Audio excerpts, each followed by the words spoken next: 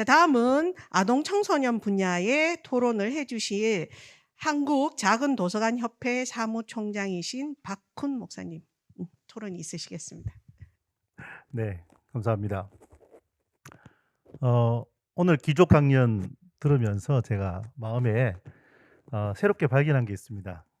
우리 강창교 교수님 강연에서 사회복지 근본을 묻다 하시는 말씀.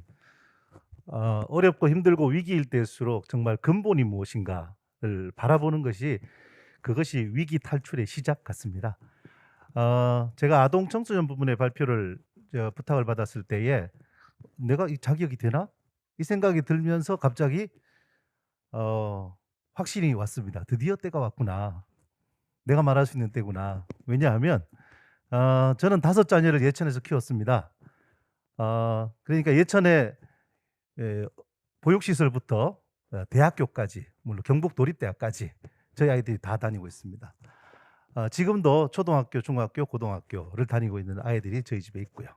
그렇다면 저는 예천의 아동 청소년 부분에 관해서는 온몸으로 체험한 아버지이고 그런 한 가정의 가장이기도 하죠. 그에 대해서 근본을 묻자 하니까 제가 떠올린 게 이겁니다. 아동 권리 헌장이라고 아십니까? 유엔이 제정하고 우리나라에서도 이걸 채택을 해서 총 9개의 조항으로 아동 권리 헌장이라는 것을 만들었습니다. 그 전문에 이렇게 적혀 있죠. 모든 아동은 독립된 인격체로 존중받고 차별받지 않아야 한다. 또한 생명을 존중받고 보호받으며 발달하고 참여할 수 있는 고유한 권리가 있다. 그 다음이 더 중요한 내용입니다. 부모와 사회, 국가와 지방자치단체는 아동의 이익을 최우선적으로 고려해야 하며 다음과 같은 아동의 권리를 확인하고 실행할 책임이 있다 하면서 9개 조항을 만들었다고 합니다. 여기 노인 그리고 장애인 그리고 이제 여성 가족까지 이제 발표를 하셔서 제가 분야별로는 마지막 발표인데 아동 권리 헌장에 의하면 아동은 최우선적으로 돌봄을 받아야 된다고 합니다. 죄송한 말씀이지만 정말로 최우선적으로 아동과 청소년에 대한 권리가 보장받아야 된다면 복지 부분도 마찬가지가 아닐까 싶어서 제가 2021년 군정 주요 업무 계획을 다시 살펴봤습니다. 여기 보면은 지원 대상 영유아 2,207명 되어 있고요. 22개 사업에 총 142억 6,800만 원이라는 예산이 적혀 있습니다. 감사했습니다. 많은 예산이 배정되어서 또 특별히 아이들을 위해서 그리고 특히 종사자들을 위한 예산까지 배정되어 있다는 것은 굉장히 저한테는 고무적이었습니다만 2019년 자료를 다시 예천 통계연부를 보면서 살펴보니까 예천의 보육아동수는 전체 1,218명이라고 되어 있습니다. 2019년에요. 그런데 2021년 연부에는 수가 2,207명으로 거의 2배 가까이 늘었습니다. 많은 통계를 살펴보고 숫자적인 것은 좀 더 연구를 해봐야 하지만 제가 여기에서 살펴본 바로는 사실은 이 보육아동 수가 거의 1, 2년 사이에 2배가 늘었다라고 하는 것은 어떤 예천군에서 분명히 무슨 변화가 있었다는 이야기죠. 다 아실 겁니다. 신도시가 생기고 원도심에서 신도시로 이주하는 현상이 많았다라는 거. 그런데 그 이주하는 인구의 많은 숫자를 차지하는 것이 바로 아동 청소년이었다는 사실. 그거 제가 확인해 드리고 싶어서 이 통계를 꺼낸 겁니다. 그리고 2019년에 어린이집 숫자가 바로 43개입니다. 43개 중에서도 맨 밑에 20개라고 적혀 있는 가정 어린이집 숫자를 보실 겁니다. 이 가정 어린이집 숫자는 사실 아파트를 중심으로 해서 만들어진 숫자이긴 한데요. 이것도 그 다음 통계를 보시면 좀 더 정확할 수 있습니다. 2019년에 43개의 기관이 호명면에만 27개로 집중되어 있는 걸 볼 수 있습니다. 특히나 민간에서 한 30개 정도의 어떤 그 시설이 집중되어 있는 것으로 봐서 호명면의 숫자가 늘어난 것은 전적으로 아동 청소년 숫자의 증가다라고 말씀드리고 싶습니다. 그러면 초등학교는 어떨까요? 초등학교가 2020년에 12개 학교입니다.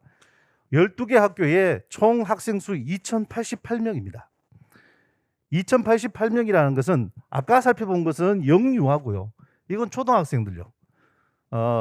8세부터 13세까지 뭐 우리 나이로 그렇죠. 이 아동들이 이 숫자를 차지하고 있는데 좀 더 심각한 통계를 제가 봅니다. 왜냐하면 예천 지역의 4개 초등학교 학생 수만 비교를 했습니다. 예천읍에 예천초등학교, 예천동부초등학교, 예천남부초등학교가 있고요. 호명에는 호명초등학교가 하나 있습니다. 그런데 이 예천읍에 있는 3개 초등학교를 정규생 합치면 697명이고 호명초등학교는 1188명입니다. 그나마 지금 교사가 모자라서 호명초등학교는 신교사를 건축 중에 있습니다. 그렇다면 현재 1188명의 전교생이 더 늘어난다는 예상으로 교실을 더 짓고 있다는 얘기가 되겠죠.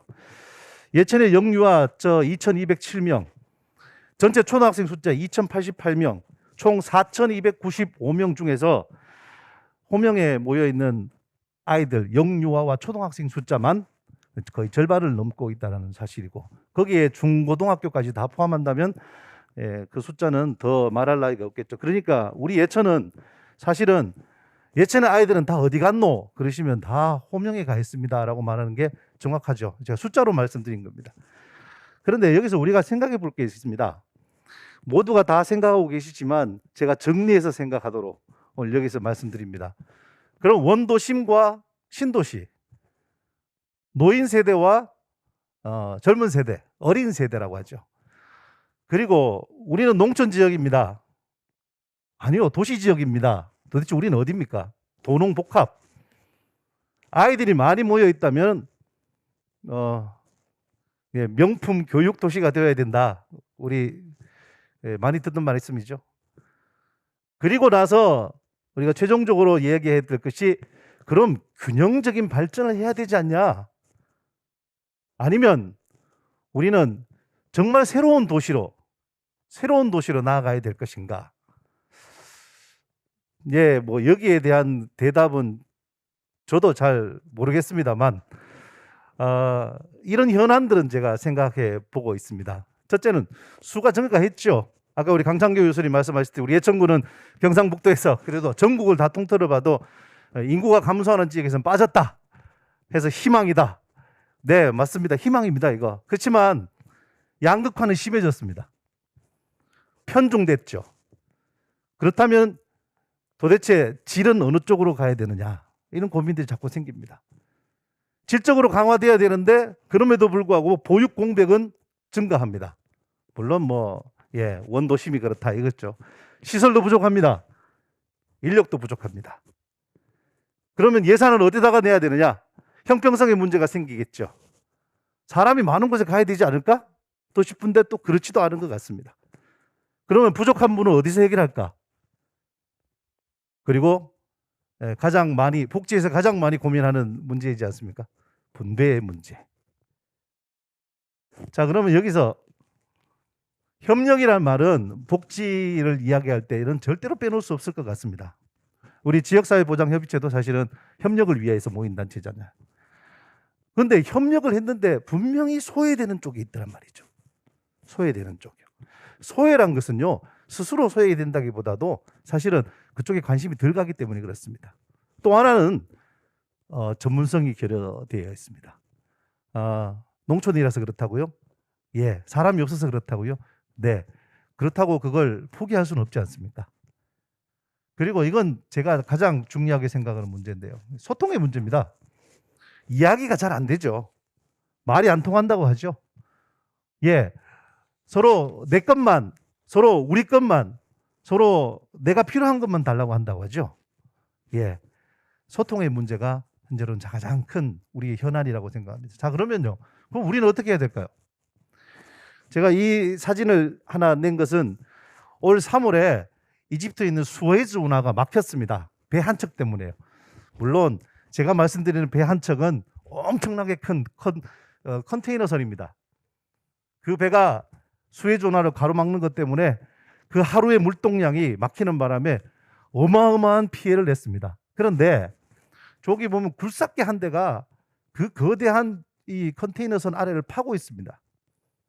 거기 옆에 보면 빨간 옷을 입은 압둘 가와드라는 한 사람이 있죠. 수에즈 운하가 배 한 척에 막혔다는 소식을 듣고 가장 먼저 달려간 사람이랍니다. 저 굴삭기로 얼마나 파겠습니까? 하지만 저분이 시작을 해서 수에즈 운하는 곧 뒤에 개통이 됐답니다. 다시 우리 예천에 바로 저 굴삭기 한 대와 같은 역할을 하는 기관, 단체, 개인은 없을까요? 그래서 제가 한 3가지 정도로 우리 아동 청소년 부분에 대해서 제가 말씀드릴 수 있는 여러 가지 방안을 말씀드리려고 합니다. 물론 좀 두루뭉실한 얘기가 될 수 있습니다만 속도보다는 방향이 중요합니다. 누구나 다 동의하시는 정의죠. 그런데 이 방향은요, 분명하고 흔들리지 않는 목표성이어야 합니다. 두 번째는 사실은 우리가 예전부터 많이 들었던 말이죠. 뭉치면 산다. 신뢰를 바탕으로 하는 민관학 협력체제. 저는 아까 우리 기종화 의견 들으면서 저거구나라고 생각했던 게 뭐냐면 전혀 없었던 새로운 걸 만드는 것보다는 기존에 있던 것 중에서 더 강화될 것을 찾는 것이 더 필요할 것 같습니다. 아동 청소년 분야가 더 그렇습니다. 신뢰를 바탕으로 한 민관학 협력 체계가 돼야 된다면 사실 우리 지금 예천군 지역사회보장협의체, 지역사회보장협의체가 아까 교수님 말씀하신 것처럼 거기에 힘을 더 실어주고 거기에 더 강화된 어떤 역할을 준다면 아동 청소년 부분도 가능하지 않을까 싶습니다. 마지막으로 무엇보다 문화의 힘입니다. 이 말은 제가 한 말이 아니라 김구 선생님께서 하신 말입니다. 나라의 힘은 무엇보다 문화의 힘이랍니다. 다양하고 전문성 있는 문화적 역량을 구축하는 거죠. 특히나 아동 청소년 부분에서는 이건 너무나도 필요합니다. 아이들이 학교를 따라서 움직인다고 하죠. 요즘 학교에서도 방과후 활동, 또 특기 적성 활동에서 굉장히 많은 문화적인 접근을 하고 있습니다. 그런데 저는 거기에 대한 전문성을 이야기하고 싶은 거죠. 너무 전문성이 현재는 없습니다. 그거를 구축할 수 있는 힘, 그리고 그것을 끌어오고 그것을 아이들과 청소년들에게 제공할 수 있는 것, 그게 우리 어른들이 해야 될 일이 아닌가 생각합니다. 이상으로 제 발표를 마치겠습니다.